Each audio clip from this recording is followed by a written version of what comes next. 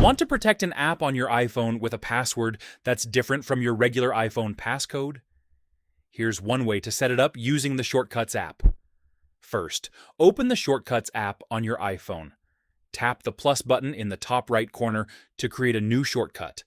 Now tap Add Action and search for Ask for Input. Select it, then change the input type from text to number.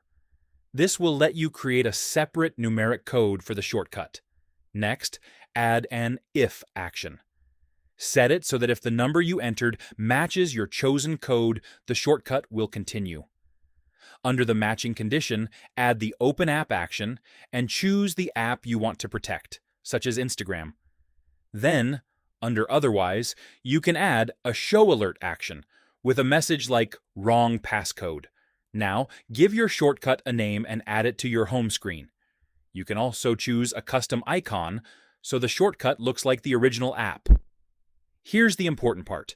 Instead of opening the original app directly, use your new shortcut to launch it. When you tap the shortcut, it will ask for your separate numeric code. Enter the correct code and the app will open. If the code is incorrect, the shortcut will show your warning message instead. One important thing to know. This is a shortcut-based workaround, not the same as Apple's built-in app lock. If your iPhone supports Apple's Require Face ID option, that is generally the simpler and more secure way to lock an individual app. And that's how you can create a separate password-style lock for an app using shortcuts.